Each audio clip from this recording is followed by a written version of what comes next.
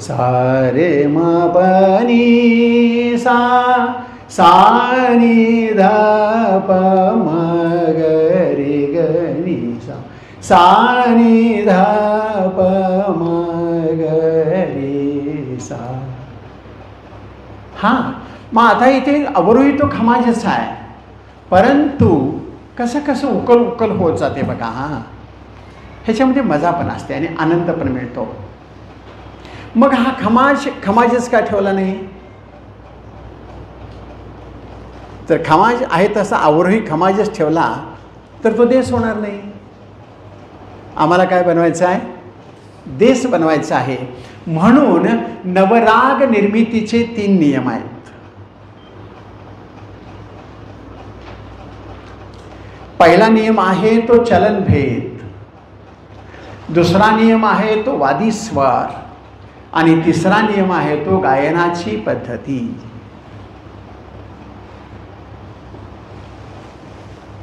हा घेतले काय? कोण नोंद करून घेतले काय? नवराग निर्मितीचे 3 नियम. नवराग निर्मितीचे 3 नियम.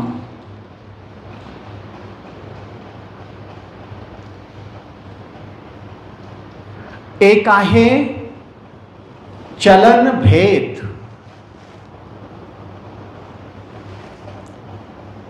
दुसरा आहे वादी स्वर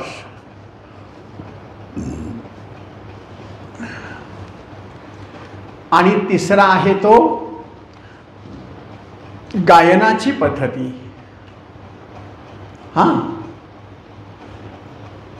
आता ह्याचं विश्लेषण खूप सुंदर आहे, शास्त्र आहे. फक्त आपण त्याच्या मुळाशी मात्र गेलं पाहिजे. पहिला काय आहे? चलनभेद. हां, चलनभेदमध्ये स्वर तेच, म्हणजे सा नी ध प म ग रे सा. कुठला झाला? कोमल निषाद आहे, खमाज झाला. हां, सा नी ध प म ग रे ग नी सा. हा चलनभेद झाला आणि निव्वळ हा चलनभेद झाल्या कारणाने खमाजचा देश झाला. याला आपण चलनभेद म्हणतो. आरोहा अवरोहामध्ये बदल म्हणजे चलनभेद. नाहीतर आपल्याकडे भांडवल आहेच किती. किती भांडवल आहे आपल्याकडे?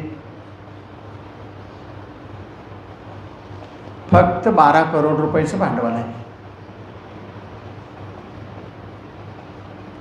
म्हणजे 12 स्वर आहेत. बाबांनो, तुम्हाला सांगायचं, राग संख्या आहे 38,848. राग संख्या किती आहे? 38,848 राग संख्या आहे. प्रत्येक स्वराला कमीत कमी 3,300 राग आहेत. हां, आणि आता कोण कोण लोक म्हणतात की मी हा नवीन राग निर्माण केला आहे, तो नवीन राग निर्माण केला आहे. पूर्वजांनी जे निर्माण केलंय का नाही, ते जीवन उरलेलं 1-2-3 शीतं जर खाली सांडलेली असतील का नाही, ती खाण्याची सुद्धा आमची लायकी नाही. इतकं त्यांनी करून ठेवलंय. पण आता लोक म्हणतात की मी नेहरू कानडा तयार केला, मी विश्वतोडी तयार केली. पण कोण कोण कोण लोक काय काय म्हणतात. तो तयार होण्यासारखं काय नाही. कारण मी एक रागाच्या बाबत अशी व्याख्या तयार केलेली आहे. एक राग एक देवता. एखाद्या देवतेची आराधना करायची असेल किंवा तिला प्राप्त करून घ्यायची असेल तर एकच एक राग. एका देवतेला प्राप्त करून घेण्यासाठी जेवढे कष्ट करावे लागतील तेवढा एक राग प्राप्त करण्यासाठी कष्ट करावे लागतील. एक राग एक देवता. एक राग एक समुद्र. समुद्रामध्ये काय काय आहे कोणाला समजले अजून? अजून समजलेलं नाही. अहो ते समुद्रामध्ये पडलेली जहाजं सापडत नाही. माहिती आहे अमुक ठिकाणी पडले, पण ते कुठं जाऊन पडले, कुठल्या खोलीवरती जाऊन पडले, जहाज पडलेलं पण माहिती आहे. तरी पण 300 400 वर्ष झाली त्या जहाजांचा पत्ता लागत नाही अजून. मग हे पडलेल्या जहाजाचा पत्ता लागत नाही, मग त्याच्यामध्ये नैसर्गिक स्वरूपामध्ये काय आहे याचा कसा शोध लागेल? तो जसा शोध लागत नाही की नाही, तसा एक एक राग आहे. एक राग एक समुद्र. आणि तिसरी व्याख्या आहे एक राग एक आयुष्य. अपूर्ण आहे सगळं, पूर्ण होत नाही. म्हणजे एखादा राग तुम्ही मुलं गाऊन गेलात आणि नंतर मी गायला बसलो आणि निसर्ग तुमच्या गळ्यामध्ये त्या रागाचं काहीतरी निर्माण झालं का नाही, तर ते मला प्रयत्न करून सुद्धा येणार नाही. किंवा एक राग मला हा अमुक राग येतो, किंवा असं असते की हिंद केसरी केसरी असतात की शड्डू मारून जातात, आज गदा जिंकणारच. हे तसं नाही. आयुष्य जरी गेलं की नाही, एका रागावर 100 आणि 200 मैफिली जरी झाल्या तरी 201 त्याच रागावर मैफिल करायची असतील आम्हाला 15 दिवस त्या रागावर अभ्यास करावा लागतो. तरी पण विश्वास नाही. कुठेतरी माशी शिंकतेच, काहीतरी गडबड. एवढे हे राग शास्त्र खूप कठीण आहे. कारण का? हा निर्गुणाचा संघ आहे, हा निराकाराचा संघ आहे. मला सांगा, आता गुरुजी आपल्याला शिकवतात, सांगतात, होय का नाही? तुम्हाला दृश्यरूपाने काय देतात?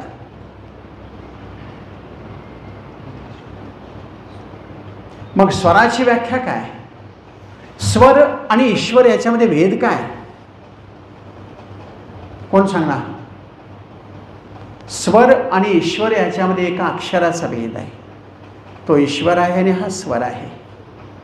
तुलनात्मक बघायला गेलं तर ईश्वर दिसत नाही, स्वर दिसत नाही. ईश्वर साधना करून अनुभवावा लागतो, स्वर साधना करून अनुभवावा लागतो.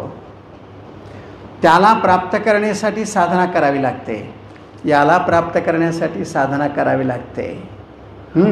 याच्यामध्ये एक 10 वर्ष अभ्यास केला तर आमची अब्रू काढायला छानपैकी तयार असतो. पण ईश्वर साधनेमध्ये प्राप्त झाला नाही, झाकला झाकली मूठ 1.25 लाखाची. लोकच म्हणतात हा चमत्कार आहे, सिद्धी प्राप्त आहे. तो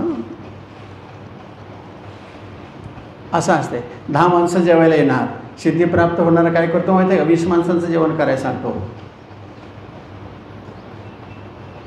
जेवणच कमी पडत नाही, सिद्धी प्राप्त आहे तिथं. त्यांना कुठे माहिती आहे 20 माणसाचं जेवण तयार करून ठेवलं. झाकली मूठ 1.25 लाखाची असते. परंतु 10 वर्ष आपण जर गाणं शिकलो, 20 वर्ष गाणं शिकलो, 30 वर्ष गाणं शिकलो, तर हेच गाणं आपली अब्रू काढायला तयार असतात. आपलंच गाणं आपले अब्रू काढतात. आपण ज्याच्यावरती आयुष्यभर कष्ट करतो तेच गाणं आपलं अब्रू काढायला तयार असतं. ते आपली कधीच साथ देत नाही. म्हणून किशोरी आमोणकर म्हणते, मला असं वाटतं की हे माझे सूर मला सोडून तरी जाणार नाहीत ना. अंतिम टप्प्यावरती बोललेल्या गोष्टी आहेत. माझे सूर मला सोडून तरी जाणार नाहीत ना. किती खोल आहे सगळं, विचार करण्यासारख्या गोष्टी आहेत. फक्त होतं काय, माझ्यासह मी तुम्हाला बोलतोय, आम्ही याच्या खोलीवरती उतरतच नाही आहे, सुरांच्या खोलीवरती जातच नाही आपण. जसं रागाला पण काही सांगायचं असतं, रागामध्ये पण काही प्राण आहे, रागाला पण काही बोलायचं असतं, रागाला पण काही आमच्याशी संवाद साधायचा असतो. बरं, रागाला जर आमच्याशी संवाद साधायचा असेल तर रागामधल्या लागणाऱ्या सुरांना आमच्याशी संवाद साधायचा नसेल का? त्या रागामध्ये लागणाऱ्या सुरांना गाणाऱ्या माणसाशी बोलावंसं वाटत नसेल का? असा आपण कधी विचार करतो? आपण नेमकं काय करतो? कुत्र्याच्या गळ्याला पट्टा असतो का नाही, तसं रागाच्या गळ्याला पट्टा बांधायचा आणि त्याची फरफट करायची, नुसती फरफट त्याला घेऊन जायचं. म्हणजे हिंदकेसरीच्या हातामध्ये 3 महिन्याचं कुत्र्याचं पिल्लू आणि हा निघालाय पळायला. आता कुत्र्याचं पिल्लू ह्याच्या पुढे तर जाणार नाही, पण ह्यो बाबा मागं कुठं बघायला तयार आहे. ते रक्तबंबाळ झालं तरी हे पळतंयच. बरं, हा हिंदकेसरी ते चालतंय का पळतंय का, त्याला ओढत निघालो हे पण त्याला कळत नाही. हां, हे माझ्याबाबत पण असं घडतं की रागांच्या बाबत आपल्या हातून अशा चुका होत असतील का? अशा चुका होतात का? आम्ही रागाला न्याय देतो का? रागाच्या विचाराप्रमाणे आम्ही विचार करतो का? काय आम्ही राग मांडतो तो आम्ही आमच्याच विचाराने राग मांडतो, त्याचा कधी विचार केला का? जसं आई आपल्या बाळाचा विचार करते, ते बाळ ज्यावेळी बोलत नाही त्यावेळेपासून आई विचार करते. त्याचं खाणं पिणं शीश सगळं तिला समजतं, न बोलता. बोलायला लागल्यानंतर तर प्रश्नच नाही. तसं आम्ही आमच्या रागांना वागणूक देतो का? रागाच्या रसानुसार, रागाच्या स्वरूपानुसार आम्ही त्याच्याशी वर्तणूक करतो का?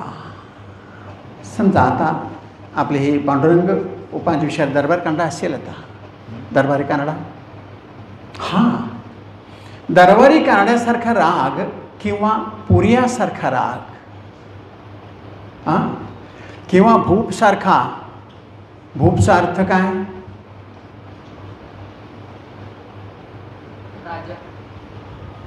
भूपचा अर्थ राजा. मग त्या राजाला राजासारखी वागणूक देतो का भिकाऱ्याची वागणूक देतो? हा विचार आपण करतो का? दरबारी कानडा हा 85 ते 90 वर्षाचा मनुष्य आहे. दरबारी कानड्यासारख्या रागामध्ये ताना घ्यायच्याच नाहीत. दरबारी कानड्याला ताना निषिद्ध आहेत. मला सांगा, 85-90 वर्षाचा माणूस किती पळेल? पळणार आहे. मग काय होतंय? तरुण माणसं त्या म्हाताऱ्याच्या हाताला हात धरतात आणि पळतात. त्याची ढोपरं फुटतात, रक्तबंबाळ होते. आता यांचे कानच बधीर झालेले असतात, त्याचं ओरडणं पण त्यांना ऐकायला येत नाही. आणि आता 80 ते 90 85-90 वर्षाचा ओरडत असेल तर त्याचं त्याला पण ऐकायला येत नाही, याला कुठं ऐकायला जाईल?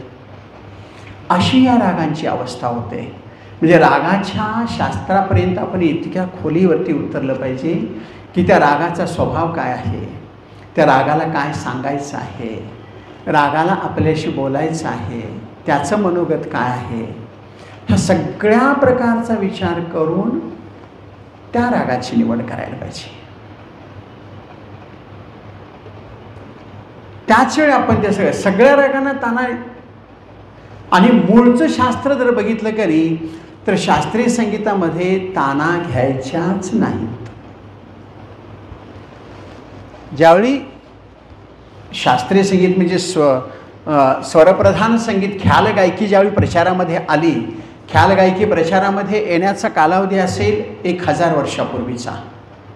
1000 वर्षापासून ख्याल गायकी प्रचारामध्ये आली असेल, म्हणजे आलीच म्हणू आपण.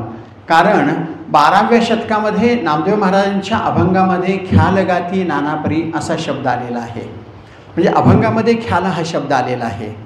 जर तो अभंगामध्ये म्हणजे लोकसंगीतामध्ये जर ख्याल हा शब्द आला असेल तर त्याच्या अगोदर कमीत कमी 200 ते 300 वर्ष तो प्रचारामध्ये आला असेल, हा एक अंदाज आहे माझा. म्हणजे पेचारीचा अभ्यास करत असताना म्हणजे नामदेव महाराजांचे सांगीतिक योगदान असा माझा विषय होता. आणि त्याच्यावरती अभ्यास करत असताना मी नामदेव महाराजांच्या गाथ्याचा पूर्ण अभ्यास केला. त्याच्यामध्ये हा शब्द आलेला आहे की ख्याल गाती नानापरी. मग मी त्यावेळी विचार करा, अरे नामदेव महाराजांच्या गाथ्यामध्ये जर ख्याल हा अभंगामध्ये ख्याल शब्द आला असेल तर तो नक्कीच प्रचारामध्ये यायला 200 ते 300 वर्ष लागली असतील आणि 900 ते 1000 या कालावधीमध्ये ख्यालाची सुरुवात झाली असेल. आणि मग त्यावेळी ज्यावेळी हे सुरुवात झालं की नाही त्यावेळी ताना निषिद्ध होत्या ख्यालामध्ये. तानामध्ये ख्यालामध्ये ताना घ्यायच्याच नाहीत असं होतं. आणि मग माझ्या अंदाजाने ह्या 300 ते 400 वर्षापासून ख्यालाचं स्वरूप बदललं आहे. ख्यालाचं स्वरूप बदललं आहे म्हणजे पूर्णपणे उलटं झालं आहे. पूर्वीचे माझ्याकडे 1927 सालचं पुस्तक आहे, 1913 सालचं एक पुस्तक आहे. त्याच्यामध्ये ख्यालाची 4-4 मात्रांची तोंड आहेत. आता जसं एका मात्रेचं ख्यालाचं तोंड घेतो की नाही तशी 4-4 मात्रेची तोंड आहेत. आणि ख्यालाची स्थायी कमीत कमी 2-3 आवर्तनांची आहे. असं जर असेल त्यावेळी ख्यालाची लय काय असेल. मग त्यावेळी जर ख्यालाची लय ही असेल तर त्याचं कारण काय असेल.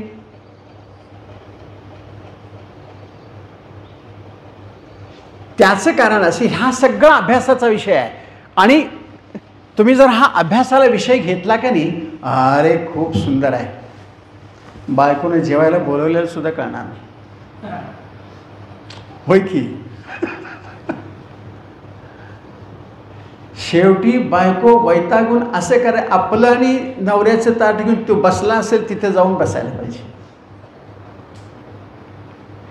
तरी पण हे जेवणार नाही. जर थांब एवढं वाचतो मग तुम्ही वाचा, मी तुम्हाला भरवते. इतक्यापर्यंत गेलं पाहिजे तरच हे शक्य आहे. बाबांनो, आपल्याला एकदा या समाजाने वेडा म्हटलं पाहिजे. एकदा वेडा म्हटलं पाहिजे. वेडा जर मला जर कोणी हे ते खुळा आहे त्याला काय कळत नाही म्हटलं का नाही, मी मस्तपैकी प्रत्येकाला एवढी दगड मारून डोकंच फोडेन प्रत्येकाचं. आणि ते तक्रार कर कोण तो शामराव, ते डोकं फिरायचं. त्याच्यावर काय विचार करून दवाखान्यात जा, औषध घ्यायचा, घराकडे म्हणतात. निव्वळ वेडे झाल्यानंतर इतकी सूट मिळते. चुकून कोणाला शिवाय दिलं तर पोलीस चौकीत जायला लागते. आणि वेडा जर माणसाने ठरवलं तर दगड मारून डोकं फोडलं तरी काय परिणाम होत नाही. इतकं आपण वेडं व्हायला पाहिजे. तरच शक्य आहे, तरच साध्य आहे. साध्य करायचं असेल तर हां, तर मग हा आपण विचार करायला पाहिजे. मग त्यावेळच्या ख्यालाची लय ही 4-4 मात्रेची का असावी, ह्याचं कारण काय असावं. तर त्याचं कारण आहे त्यावेळच्या ख्यालावरती ध्रुपद धमार गायकीचा पगडा होता. धा धा दिन ता केट धा दिन ता केट तक गादी गान धा ही लय होती. मग तसं दिन धिन धा गे तिर किट अशी ख्यालाची लय होती. पहिला ताल कुठला म्हटला मी,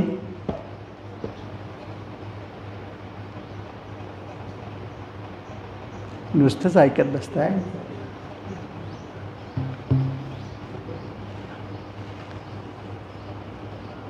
पहिला ताल कुठला होता. अजून जेवाय नाही कसं चव सांगायलायस तू. ध्रुपद चौथा आला होता. हां, मग त्यावेळच्या ख्यालावरती ध्रुपद धमार गायकीचा पगडा होता. ध्रुपद धमार गायकीमध्ये ताना घेतल्या जात नव्हत्या म्हणून ख्याल गायकीमध्ये त्यावेळी ताना घेतल्या जात नव्हत्या. कारण ख्यालामध्ये त्यावेळी ताना घेणारा म्हणजे थर्ड क्लास, होपलेस. त्याचं गाणं गाण्यात काय अर्थ आहे, कुठे स्वरावर स्थिर राहतंय काय ते थोडंच असं होतं. आता हा पूर्ण ट्रेंड बदलला. ते 4 मात्रेचं तोंड होतं का नाही ते आता एका मात्रेत झालं आहे. आणि ताना घेत नव्हत्या त्या ताना घेतल्या जातात. हां, त्याच्यानंतर ताना घेतल्या लोकांनी सहन केल्या, नोटेशन घेणं निषिद्ध मानलं. आणि आता काय पाऊसच पडायला लागलाय. आता भजनात पण चाललंय नोटेशन. म्हणजे आता तर इतकं नोटेशन झालंय की ॲडव्हर्टाईजमधून सिरियल कुठलं ते शोधायला लागतंय.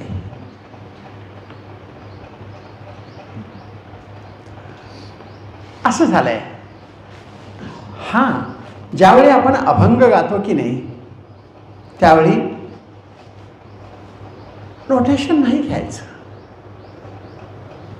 आता ते भजनाचं पण आणि ट्रेंड बदलत निघालाय. भूपरागामध्ये एकत्र भजन असेल तर सखीमंद झाल्या तारका, हा ट्रेंड आला. ते भूपरागामधलं भावगीत आहे. खमाजीमधलं भजन असेल ते ठुमरी घालायची, हा ट्रेंड आला. हां, फक्त याला आपण चालना द्यायची की आपण याला थांबवायचं, हा प्रश्न आहे. आता अमृततुल्य चहा आलाय की नाही? मला सांगा, ज्यांचं अमृततुल्य हे हॉटेल आहे की नाही त्याला कोण विचारलं तू कधी अमृत चाखलंयस काय म्हणून? तुझा चहा अमृताच्या तुलनेबरोबर आहे असं तू चक्क बोर्ड लावलेला आहेस, तेव्हा तुला अमृताची चव माहिती आहे का असं कोण विचारतंय? नाही. न विचारता आपण अरे अमृततुल्यमध्ये चहा, त्याला आपण चालना दिली. मग त्याच्या अनेक शाखा निर्माण झाल्या. आपण हे कुठेतरी थांबवलं पाहिजे तरच हे शक्य आहे. हां, आणि म्हणून आपण शास्त्रीय संगीत करत असताना शास्त्राचा पूर्ण अभ्यास केला पाहिजे. आपल्या गाण्यामध्ये शास्त्र येतं का हे बघितलं पाहिजे. आपलं गाणं शास्त्रशुद्ध आहे का हे बघितलं पाहिजे. त्याच्यानंतर आपलं गाणं म्हणजे माझं गाणं मला आवडतं का हे बघितलं पाहिजे. त्याच्यानंतर तुम्ही उद्या विशारद झालात तर गुरुजींच्या परवानगीशिवाय कुठेही बाहेर गायचं नाही, हा नियम आहे. त्यांना विचारल्याशिवाय अजिबात गायचं नाही. भले तुम्ही उद्या विशारद झालात, घरी सत्यनारायणची पूजा आहे आणि बाहेरचं भजनी मंडळ जर आलं आणि तिथं काय हा मी विशारद आहे मग म्हणा एक भजन, नाही मी माझ्या गुरुजींना विचारलेलं नाही आहे तेव्हा आज मी म्हणत नाही, पुढच्या वेळेला हो असं म्हटलं पाहिजे. ते मग आपल्या गुरुजींना विचारून माझं भजन बरोबर होतंय काय ते बघा, मी हे भजन म्हणणार आहे हे विचारून त्यांच्यासमोर म्हणून चुकीची बरोबर करून रिपेरी करून एकच तेवढं म्हटलं पाहिजे, ते बरोबर म्हटलं पाहिजे. याला म्हणायची गुरुजींची अब्रू छानपैकी सांभाळणे. नाहीतर तारेवर वाळत घातलीचं म्हणून समजायचं. त्या बिचाऱ्याने आयुष्य खर्च टाकून कमवलेलं असतं, सगळं शास्त्रशुद्ध शिकवलेलं असतं आणि आपण त्याचा अशा प्रकारे उपयोग करतो. हे पण आपल्याला सांभाळलं पाहिजे. तर मग आज आपण काय काय शिकला या पहिल्या सत्रामध्ये? नवराग निर्मितीचे नियम, रागाचे प्रकार, हां,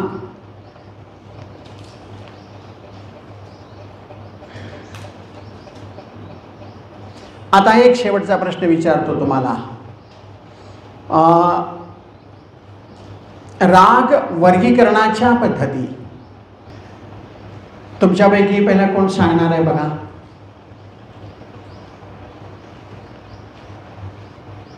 सांगावं ही अपेक्षा आहे, कारण उपांत्य विशारद मध्यमा पूर्ण मध्यमा एक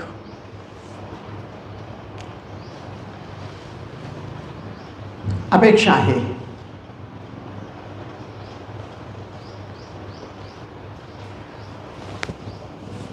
काय प्रश्न आहे?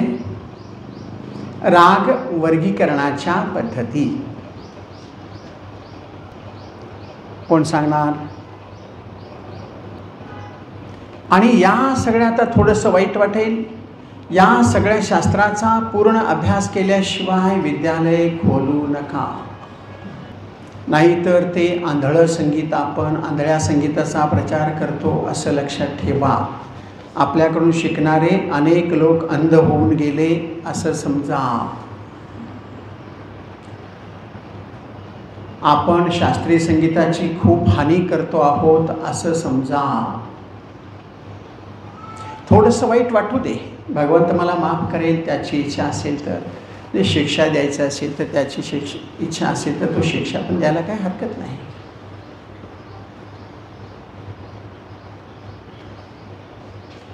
पण विचार करा, 4 मुलं आहेत, 4 मुलांना मी देण्यासाठी म्हणून 1-1 रुपयाची 4 नाणी घेतली.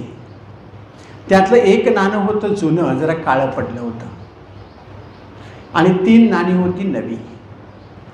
ती 3 नाणी दिली, 3 मुलांना नवी होती, आणि शेवटच्या मुलाला ते काळं पडलेलं नाणं दिलं. ते नाराज झालं. पण रुपयाची किंमत कमी होती का? रुपयाची किंमत कमी नाही. तुम्ही राग भूप सांगाल तो सारेगमपधाचा साधा वगैरे असा भूपच असेल, पण त्या रागामध्ये लागणारा वादीस्वर, तो गंधर आहे, त्या वादीस्वराला आणखीन काय काय म्हणायचं असतं ते आपण सांगायला पाहिजे. म्हणजे निव्वळ सारेगमपधाचा साधा वगैरेचा हे मांडणे, किंवा त्याची व्याख्या दुसरी अशी होते, रागामध्ये लागणारे स्वर म्हणजे राग नव्हे. स्वच्छ बोलायचं तर, रागामध्ये लागणारे स्वर म्हणजे राग नव्हे. म्हणजे एक शामराव सुतार म्हणून होते, उदाहरण वाईट आहे म्हणून सांगतो, आणि त्याचे 4 शत्रू होते. त्यांनी, मी असाच कार्यक्रम करून निघालो, एकटाच होतो, मला रस्त्यात अडवलं आणि एकानं माझा उजवा हात तोडला आणि फेकून दिला. डावा हात एकानं तोडला, फेकून दिला. तसा उजवा पाय डावा पाय एकेकाने तोडला आणि फेकून दिला, आणि मध्ये मुंडकं एकानं तोडलं आणि ते दुसरीकडेच फेकून दिलं. बघणारा काय म्हणतो, हे मुंडकं माणसाचं आहे, एवढं खरं आहे. हे हात आहे की नाही, हा डावा हात आहे, हा माणसाचा आहे, एवढं खरं आहे. ते ज्यावेळी एकत्र जोडलं जाईल त्यावेळी माझी काय होईल, तुटलेलं मुंडकं लांब जाऊन पडलं असेल, ह्या धडावर आणून ठेवलं, हात जिथले तिथं आणून ठेवले, पाय जिथले तर मरण का हरकत नाही, पण हा शामराव सुतार आहे नक्की. मग माझा हा हात म्हणजे शामराव सुतार आहे का? हा हात म्हणजे शामराव सुतार आहे का? काय डोकं म्हणजे रागात लागणारे सूर म्हणजे राग नव्हे.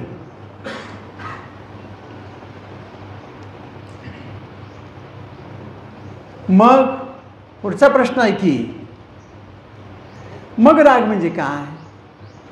तर त्या रागामध्ये लागणाऱ्या स्वरांचं एकमेकाशी संभाषण व्हायला पाहिजे आणि ते सूर एकमेकांना जोडले पाहिजेत.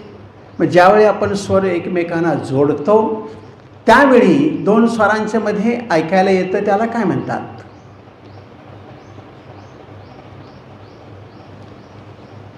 दोन स्वरांच्या मध्ये ऐकायला येतं त्याला काय म्हणतात? बरोबर आहे. काय म्हणतात? श्रुती म्हणतात. त्या श्रुतींच्या वरती ज्यावेळी तुम्ही अभ्यास कराल त्यावेळी स्वर जोडायला शिकाल. हां, म्हणजे दुसरं उदाहरण सांगतो, इथून पुढे आपण पुढे जायचं. मी पांडुरंगाच्या घरी गेलो आणि पांडुरंगाच्या बायकोला सांगितलं की बाळ मला जरा चहा पाहिजे. हो सर, आलेच लगे. त्यांनी काय करावं, एक ट्रे घेतला, 4 वाट्या घेतल्या, एका वाटीत दूध, एका वाटीत साखर, एका वाटीत चहापूड, एका वाटीत पाणी. घ्या सर चहा. हा चहा आहे का? बरं, चहा नाही आहे खरं आहे. मग काय आहे? चहाचं साहित्य आहे ते म्हणजे रागात लागणारे स्वर आहेत. प्रत्यक्ष राग असं काही नाही आहे. प्रत्यक्ष राग हा आपल्याला तयार करायचा आहे. म्हणून राग जर करायचा असेल तर पहिला स्वर म्हणजे काय हे जाणून घेतलं पाहिजे. चला, स्वराची व्याख्या काय? स्वर म्हणजे काय कोण सांगणार? पटापट बोला, अजिबात धिम बसू नका.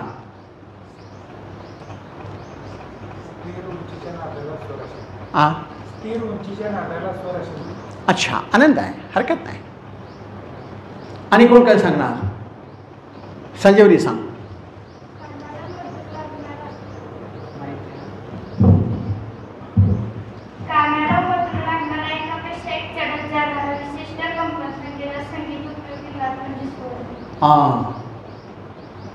घ्या व्याख्या लिहून.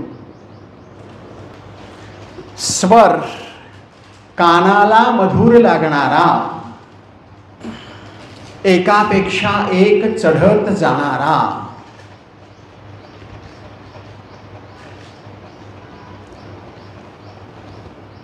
विशिष्ट कंपन संख्येचा,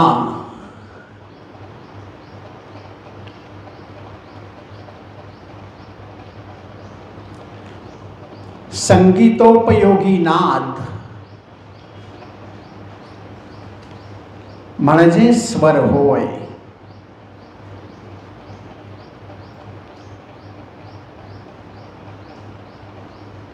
स्वराची व्याख्या अशी आहे, हे लक्षात घ्या. कानाला मधुर लागणार, नाहीतर फॅन वाजायला लागलायच की फराक फराक फराक वाजतोय. संगीतोपयोगी नाही आहे. एकापेक्षा एक चढत जाणार, ते की नाही सारखं वाजवा सुरू केलं सकाळपासून ते तसाच वाजतो. तर तो संगीतोपयोगी असतो. विशिष्ट कंपन संख्येचा असला पाहिजे. नादाला कंपन संख्यांचं बंधन आहे. 240 कंपन संख्येचा हा स्टँडर्ड स्वर आहे षडज. जशा जशा त्याच्या कंपन संख्या वाढत जाईल तसा तो वरती आपण षडजापर्यंत जातो. आणि वरच्या षडजाची कंपन संख्या आहे 480. विशिष्ट कंपन संख्येचा संगीतोपयोगी नाद, संगीताला उपयोगी पडणारा, त्याला आपण स्वर असं म्हणतो. बरं, ही स्वर झाले. दोन स्वरांच्या मध्ये ऐकू येतं त्याला काय म्हणायचं? श्रुती. दोन घ्या लिहून. श्रुती दोन निकटच्या नादामधील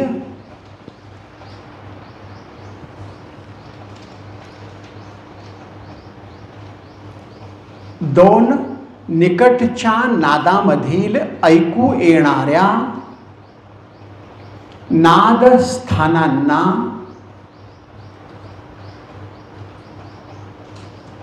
दोन निकटच्या नादामधील ऐकू येणाऱ्या नादस्थानांना श्रुती असे म्हणतात.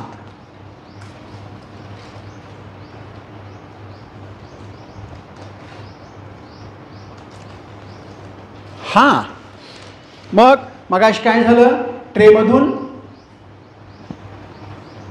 चहा पावडर, दूध, साखर, पाणी आलं. आता ते काय केलं आपण? पाणी भांड्यामध्ये टाकलं, गॅस पेटवला, साखर टाकली, चापूट टाकली, दूध टाकलं, लगेच काढलं, गाळलं, घ्या चहा.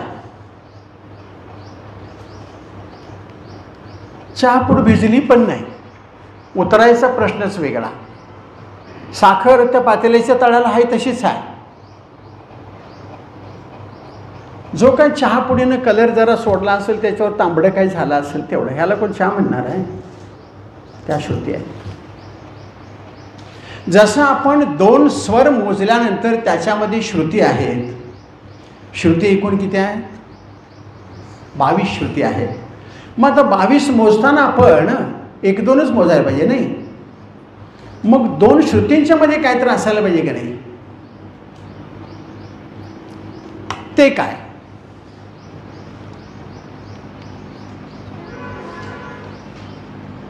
हां, तर त्याची व्याख्या अशी होते, दोन श्रुतींच्या मध्ये जो नाद ऐकायला येतो तो नादाचा सूक्ष्म आविष्कार. दोन स्वरांच्या मध्ये श्रुती, दोन श्रुतींच्या मध्ये नादाचा सूक्ष्म आविष्कार आणि नादाचा सूक्ष्म आविष्कार, इथं ती व्याख्या संपली. नादाचा सूक्ष्म आविष्कार. बाबांनो, एक लक्षात ठेवा, पाण्यानं आपलं अस्तित्व संपवलं पाहिजे, दुधानं आपलं अस्तित्व संपवलं पाहिजे, साखरेनं आपलं अस्तित्व संपवलं पाहिजे. तसं चहापुडीमध्ये जे काही सार आहे ते अस्तित्व रूपाने त्या चहाला दिलं पाहिजे. त्यावेळी चहा तयार होतो, नाहीतर चहा प्रत्यक्ष कुठं पिकतो. गेलो याने आपली घागरभर भरून आले, पाहुणा आल्यात, चला घागरभर चहा भरून आणून वाटू, असं कुठं आहे. चहा आपल्याला तयार करावा लागतो. हां, साधी साधी उदाहरणं आहेत. आपल्या घरी चहा बनतो दररोज, होय का नाही? दररोज एकसारखा होतोय?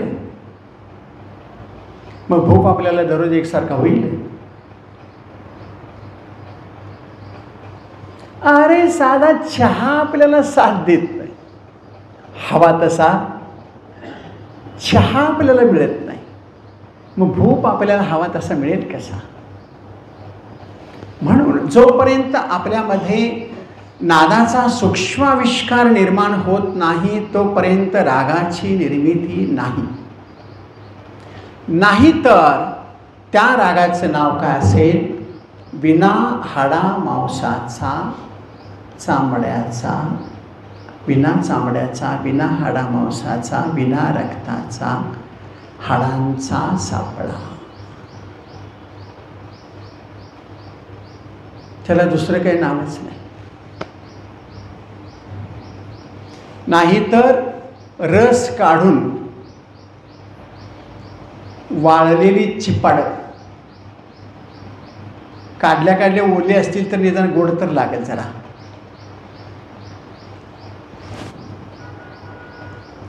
वाळलेली ती चिपाडा असतील. म्हणून रागांच्यावरती आपल्याला इतका विचार करा. रागांचा विचार करत असताना त्याच्या अगोदर ह्या 3 पायऱ्यांचा विचार करायला पाहिजे. स्वर, ह्या 4 पायऱ्या आहेत बरं का, ते पण लिहून घ्या. एक पायरी स्वर, दुसरी पायरी सूर, तिसरी पायरी श्रुती आणि चौथी पायरी नादाचा सूक्ष्म आविष्कार. आणि जोपर्यंत आपण नादाच्या सूक्ष्म आविष्कारापर्यंत जात नाही तोपर्यंत राग निर्मिती नाही. स्वर असेल सा रे ग प ध सा, सा ध प ग रे सा. स्वर सा रे ग प ध सा, सा ध प ग रे सा. सूर सा रे, इथं श्रुती सुरू झाल्या. सा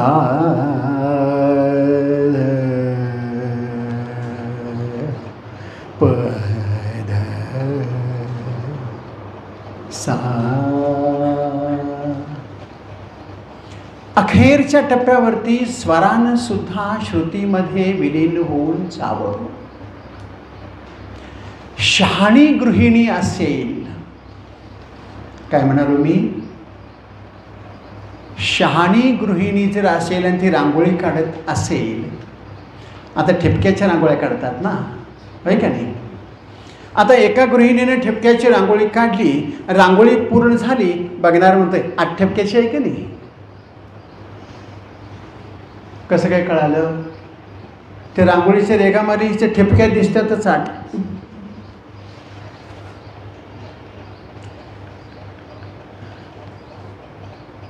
म्हणजे काय कला आहे? 8 ठिपक्याची रांगोळी कळता कामा नये.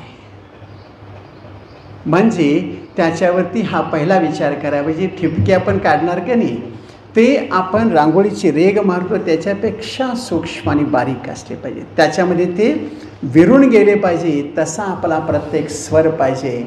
तो सुरांच्यामध्ये विरून गेला पाहिजे, श्रुतींच्यामध्ये विरून गेला पाहिजे. आणि अंतिम टप्प्यावरती नादाच्या सूक्ष्म आविष्कारामध्ये जसं नदीला महापूर आल्यानंतर नेमकी नदी कुठं आहे, गाववाले असतील तर माहिती असणार, ते पण बहुतेक असं म्हणायला. पण नदीला महापूर आला तर नेमकी नदी कुठं आहे जशी कळत नाही का नाही, तसं असलं पाहिजे. नादाचा सूक्ष्म आविष्कार म्हणजे सुरांचा महापूर. तरच आपण रागापर्यंत जाऊन पोचतो, नाहीतर श्रोत्यांच्या रागापर्यंत जाऊन पोचतो.